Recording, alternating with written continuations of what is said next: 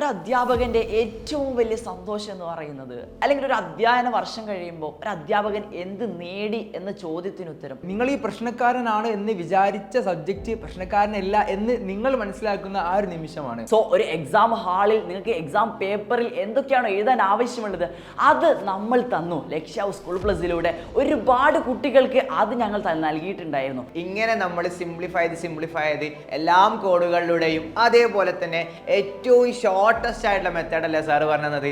എഴുതാൻ പറ്റിയില്ലേ, അടിപൊളിയാക്കിയില്ലേ നമ്മൾ. ഇനി നമ്മുടെ 80 ഔട്ട് ഓഫ് 80 എന്നുള്ളതും വാങ്ങാൻ പറ്റൂലേ? A+ ഉറപ്പല്ലേ? എക്സാം കഴിഞ്ഞതിന് ശേഷം നിങ്ങളെ ഭാഗത്തു നിന്നുള്ള എല്ലാ റെസ്പോൺസസ് ഒക്കെ നമുക്ക് ഒരുപാട് സന്തോഷം നൽകുന്നുണ്ട്. സാറിന്റെ ക്ലാസ് അറ്റൻഡ് ചെയ്തത് കൊണ്ട് മാത്രം ഈ കാര്യങ്ങൾക്ക് എനിക്ക് എഴുതാൻ വേണ്ടി പറ്റി. A+ ഷുവറാണ്, റിസൾട്ട് വരേണ്ട ആവശ്യമില്ല.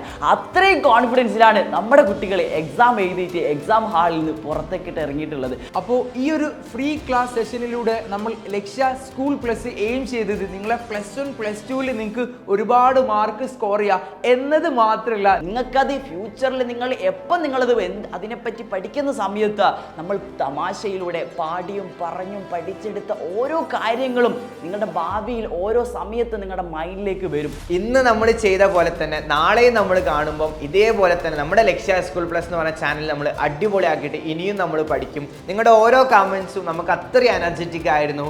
ഞാൻ പറഞ്ഞ പോലെ തന്നെ പല ക്വസ്റ്റ്യൻസും ഇത് വരും എന്ന് പറഞ്ഞ് അതേപോലെ തന്നെ പല ക്വസ്റ്റ്യൻസും വന്ന് അതിനുശേഷം വന്ന റീപ്ലൈസ് അതൊക്കെ ഒരിക്കലും നമുക്ക് മറക്കാൻ പറ്റുന്നതല്ല. സോ അത്രയും ലെവലിൽ നിങ്ങളെ സഹായിക്കാൻ വേണ്ടി പറ്റി, നിങ്ങളുടെ ജീവിതത്തിൽ ഒരു പങ്ക് വഹിക്കാൻ കഴിഞ്ഞു എന്നതിൽ ഒരു അധ്യാപകൻ എന്ന നിലയിൽ വളരെയധികം സന്തോഷമുണ്ട്.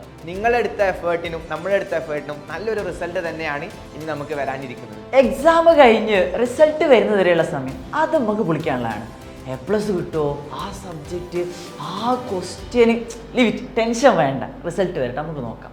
10ാം ക്ലാസ് കഴിഞ്ഞ് ഇനി +1ലേക്ക് വരാൻ നിൽക്കുന്ന എല്ലാ ആൾക്കാരും നമ്മളെ കൂടെ ഉണ്ടാവണം. നമുക്കൊരു പൊളി പൊളിക്കാം. Choose your goals, design your destiny.